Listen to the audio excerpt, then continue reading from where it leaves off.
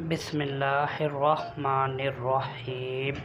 السلام علیکم دوستو، آپ سب کیسے ہیں؟ میں امید کرتا ہوں آپ سب خیریت سے ہوں گے۔ میری دلی دعا ہے اللہ تعالیٰ آپ سب کو ہمیشہ اپنی حفظ و ایمان میں رکھے اور اپنی رحمت کے سائے میں رکھے۔ دوستو، آپ کے ساتھ ایک ایسا واقعہ شیئر کر رہا ہوں، تاریخ اسلام کا وہ واقعہ جسے سن کر آپ اش کر اٹھیں گے۔ اسلام کے مجاہدوں نے شجاعت و بہادری کی جو بے نظیر مثال قائم کی، وہ کسی کے وہم و گمان میں نہیں، ایسا عظیم کردار ادا کیا کہ خواب میں بھی ایسا کرنا ناممکن ہے۔ آئیں اپنے دل کی دھڑکنوں پر قابو رکھتے ہوئے ملاحظہ فرمائیں۔ جنگ یرموک 15 ہجری میں لڑی گئی ایک جنگ ہے۔ اردن میں یرموک نام کا ایک دریا ہے جہاں پر مسلمان اور رومی فوجیوں کے درمیان شدید جنگ چھڑ گئی تھی۔ رومیوں نے چونکہ مسلمانوں کے ہاتھوں لگاتار شکست کھائی تھی اور شامیات سے ہٹنے کے لیے مجبور ہوئے تھے، اس لیے اس کوشش میں لگے ہوئے تھے کہ مسلمانوں کے خلاف ایک عظیم جنگ لڑ کر انتقام لے، اور اس بار 8 لاکھ فوجی قوت اکٹھی کر کے اور ایک روایت کے مطابق 10 لاکھ پر مشتمل لشکر کو یرموک کے میدان میں مسلمانوں کے مد مقابل لا کھڑا کیا۔ یرموک کی جنگ عمر بن خطاب کے خلافت کے دور میں 5 رجب سن 15 ہجری کو واقع ہوئی۔ یرموک کا میدان ہے اور رومیوں کا بہت بڑا لشکر سامنے ہے۔ ابو عبدہ کو اطلاع ملی کہ رومیوں کا 60,000 نصرانی عرب کا لشکر جنگ کے لیے آ گیا ہے۔ ابو عبدہ بن جراح نے لشکر کو تیاری کا حکم دیا، پر خالد بن ولید نے پکارا، اے مسلمانوں ٹھہر جاؤ، رومیوں نے 60,000 عرب بھیجے ہیں، میں آج ان کی ناک خاک آلودہ کروں گا، میں 30 آدمیوں کے ساتھ اس کا مقابلہ کروں گا۔ یہ بات سن کر سب مجاہد تعجب میں پڑ گئے۔ صحابہ نے کہا، آپ مذاق فرماتے ہیں؟ کہنے لگے، خدا کی قسم مذاق نہیں کرتا۔ ابو سفیان نے پوچھا، کیا واقعی آپ 30 آدمی لے کر جائیں گے؟ تو خالد نے کہا، ہاں واقعی میرا یہی ارادہ ہے۔ ابو سفیان نے کہا، مجاہدوں سے میری محبت کی وجہ سے میری درخواست ہے کہ تم 30 کی بجائے 7 آدمی لے جاؤ۔ ابو عبدہ نے بھی تائید کی تو خالد مان گئے۔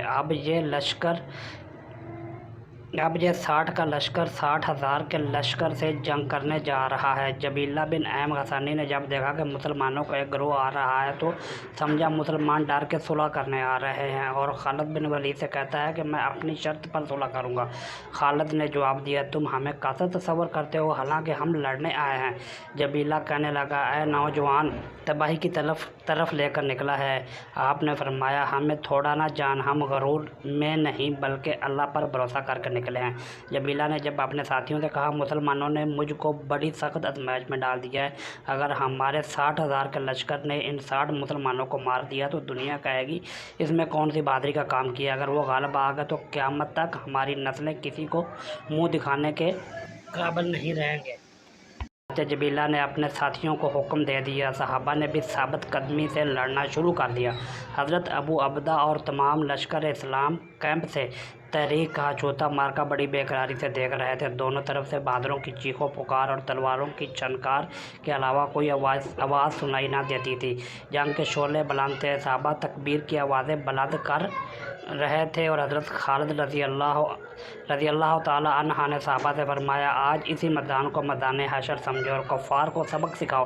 صحابہ کفار کے اندر گرے ہونے کے باوجود بڑھ بڑھ کر حملے کرتے رہے۔ نصرانی لشکر کے سپاہی ٹپ مقتول ہو کر زمین پر گرتے رہے۔ جبیلہ حواس باختہ ہو گیا، اس کی سمجھ میں نہیں آتا تھا کہ سب ہو کیا رہا ہے۔ بد حواسی کے عالم میں چیخ چیخ کر اپنے سپاہیوں کو حملے میں شدت کرنے کا حکم دیتا، لیکن اسلامی لشکر کے شیروں نے ان کو بھیڑ بکریوں کی طرح چیڑ پھاڑ کر رکھ دیا۔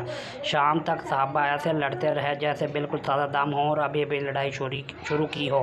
آج اللہ کی تلوار حضرت خالد نے اپنا زور دکھایا۔ حضرت خالد بن ولید، حضرت زبیر، حضرت عبد الرحمن، حضرت فضل بن عباس، حضرت عبداللہ بن عمر فاروق، حضرت زرار اور دوسرے صحابہ کرام جس طرف بھی جاتے صفوں کی صفیں الٹ دیتے۔ جب شام تک ابو عبدہ کو کچھ خبر نہ آئی تو لشکر کو حملے کا حکم دینے لگے، تو ابو سفیان نے کہا، اے ابو عبدہ، اب رک جاؤ، اللہ تعالیٰ کے فیصلے کا انتظار کرو، انشاءاللہ وہ دشمن پر غالب پا لیں گے۔ تھوڑی دیر بعد جبیلہ کا لشکر پیٹھ دکھا کر بھاگا۔ جب جبیلہ بن ایم سب سے آگے تھا اور مجاہدین نے آواز بلند کی، لا الہ الا اللہ وحدہ لا شریک لہ، لہ الملک و لہ الحمد وہو علی کل شیء قدیر۔